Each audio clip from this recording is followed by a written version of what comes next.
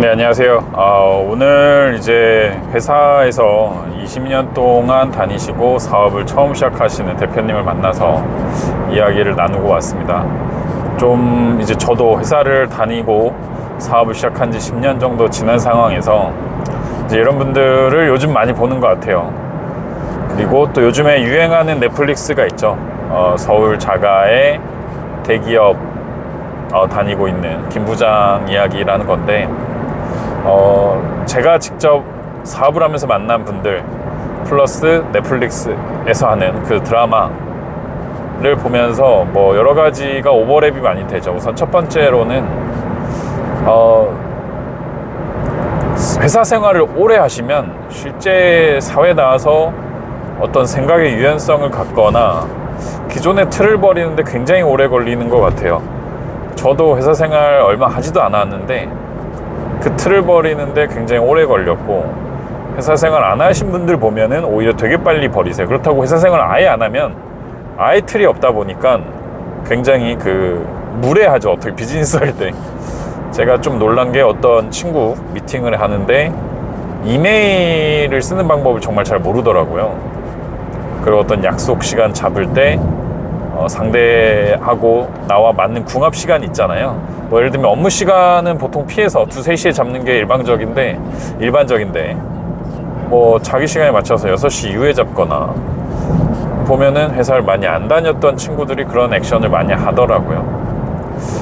그래서 저는 회사에 오래 계실수록 사업은 진짜 하기 어렵다라는 생각을 요즘 더 많이 하고 있고요. 그리고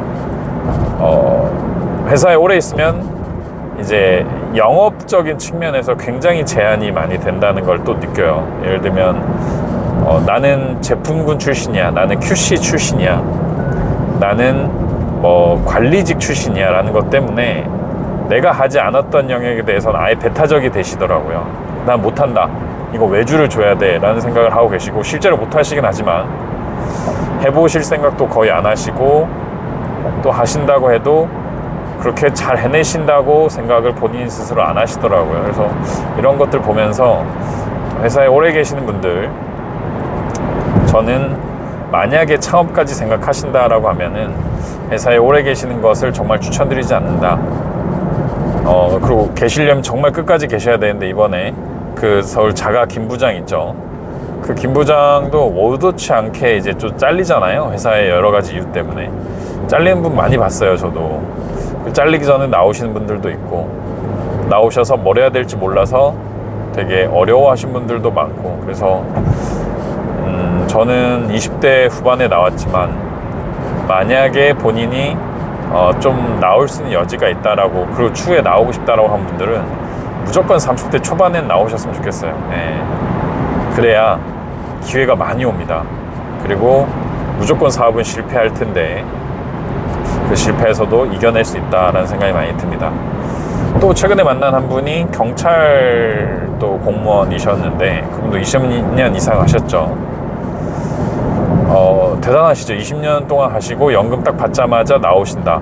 보통 많이 생각하는 프로세스인데 그거 실천하기가 또 쉽지가 않거든요. 왜냐하면 쌓이면 쌓일수록 연금이 높아지니까. 그리고 월급이 없어진다는 거에 대한 두려움을 누구보다 잘 알고 있으니까. 근데 그분도 나오셔서 이제 몇 개월 안 되셨는데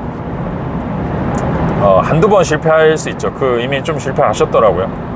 그거에 대해서 굉장히 많이 마음을 담아 놓으시더라고요. 근데 사업은 정말 초창기에는 10번 중에 10번 망하는 게 사업인 것 같아요. 특히나 젊은 친구들, 빠릿빠릿하고 뭔가 그 움직임이 빠른 친구들도 실수도 많이 하고 그렇게 어려워하는데, 조직 생활에 오래 있다 나오신 분들은 전 더 많은 실수를 할 거라고 봅니다. 그래서 가능하면은 나는 무조건 망한다.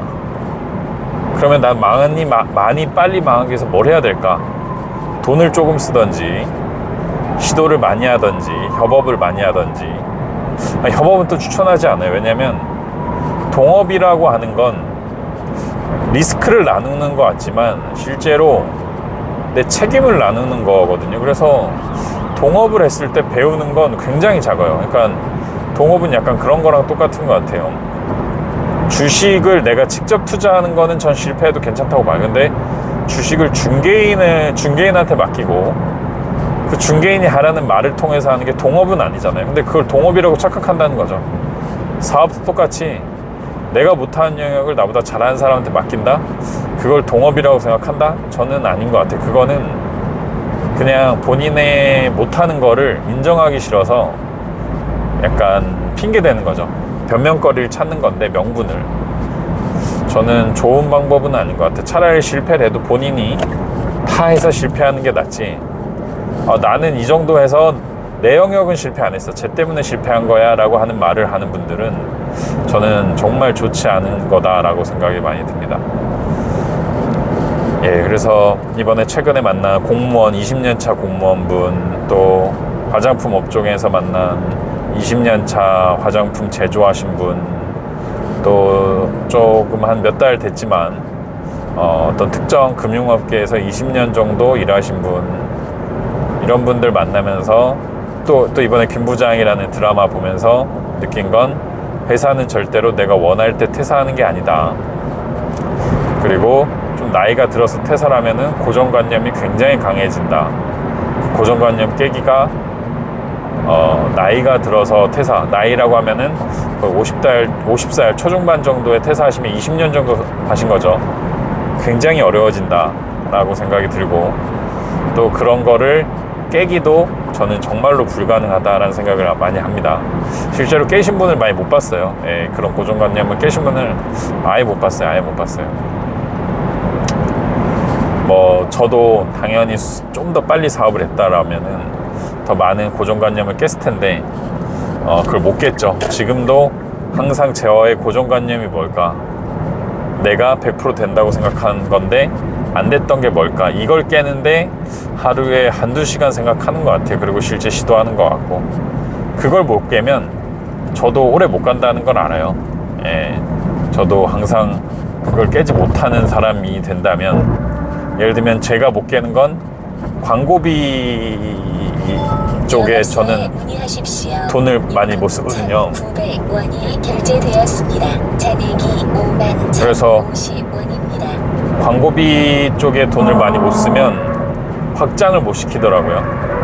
예전에 사업이라는 것도, 광고는 당연히 돈을 안 쓴다, 광고비를 안 쓴다라는 게 저의 어떤 철학이었기 때문에 돈을 쓰는 광고에 대해서 요즘 생각을 많이 바꾸고 있어요. 좀 꼭 써야 된다. 네, 꼭 써야 된다. 과연 그러면 뭐가 효율일까? 언제 써야 될까? 쓰는 건 이제 무조건 디폴트 값이 됐죠. 기본 값이 됐는데 과연 어떻게, 누구한테 무엇을 얼마나 써야 될까? 이걸 예전에 고민해 본 적이 없는데 요즘엔 고민을 많이 해요. 인플루언서가 맞을까? 상위 노출이 맞을까? 그냥 광고가 맞을까? 아니면 수수료로 들어가는 게 맞을까? 이런 생각을 정말 많이 하면서 그 광고비를 썼을 때 그 이상의 돈이 나오게 하기 위한 어떤 전략들에 대해 생각해보고, 또 두 번째로는 광고비 쓰는 게 진짜 아까웠기 때문에 저는 그거를 안 쓰고 차라리 부동산 투자, 다른 투자를 했었는데, 생각해보니까 광고비를 써서 내가 100만 원이 있어요. 광고비 100만 원을 써서 300만 원을 벌 수 있는 확신은 있거든요. 근데 100만 원짜리 물건을 사서 부동산이 300만 원이 될 수 있겠죠. 근데 그거는 제가 하는 게 아니고 온전히 국가에 맡겨야 되고, 또 200만 원의 차익이 나잖아요. 국가랑 또 나눠야 돼요. 예, 국가가 만약에 수익의 한 40%는 가져가죠, 보통. 물론 국가가 여러 가지 거시경제를 잘 운영하기 때문에 수익이 나는 걸 수도 있지만, 돌이켜 생각해보면 너무 아깝죠. 너무 아깝기 때문에 앞으로 그런 국가와의 동업은 최대한 하지 말아야겠다. 뭐 세금 낼 건 내겠지만 그 외적인 동업은 하지 말자라는 게 저의 어떤 생각이 요즘 되게 굳어지고 있고, 예전엔 제 철학은 전혀 아니었거든요. 돈 벌면 내는 게 당연하지, 세금도. 근데 국가의 세금은 네가 돈 버는 건 관계없어. 네가 돈을 벌으면 더 많이 내고 안 벌어도 내야 돼. 이게 개념이 들어가 있더라고요. 어떤 그 국가라는 그 세금에 대한 개념은. 그래서 저는 사람들이 왜 이렇게 세금을 싫어할까 이제 의아했는데 요즘에 정말 많이 알 것 같고요. 저는 앞으로 좀 제 광고비 차라리 제 수출 이런 데 돈을 더 많이 투자하자 라는 생각으로 바뀌고 있기 때문에 그런데 많은 시간과 비용을 투자를 하려고 하고 실제 할 겁니다. 여러분들도 만약에 지금 광고비 쓰는데 조금 인색하다, 내가 왜 써야 되는지 모르겠다 하신 분들은 맞아요. 지금은 맞죠. 근데 생각을 조금 더 해보시고 내 매출이 잘 안 나왔을 때 왜 안 나오는지 고민해 보시고 그거에 대해서 어떻게 극복할까 고민하다 보시면 결국에 이 광고비 비용이라는 것은 피할 수가 없다. 그럴 바에는 빨리 다양한 영역을 테스트를 해보시고 어떤 성과를 가져가셔라. 그리고 연속성 있게 집행을 지속하셔라. 저는 그게 답인 것 같다라는 생각을 합니다. 네, 좀 뭐 무거운 얘기일 수도 있고 또 너무 누군가분한테 당연한 얘기일 수도 있는데 저는 이 당연한 진리, 되게 쉬운 진리를 깨닫는데 오래 걸렸기 때문에 다른 분들은 좀 빨리 이걸 깨달으시고 본인 걸로 만드신다면 좋지 않을까라는 생각 때문에 이야기를 드렸고요. 특히나 요즘에 그 만나뵌 많은 고정관념에 갇히신 분들을 보면서 나도 저러는 거 아닐까, 나도 특정 영역에서는 지금 저렇게 갇혀있는 거 아닐까라는 생각 때문에 이야기를 드리게 됐습니다. 네, 오늘 영상 마치겠습니다. 감사합니다.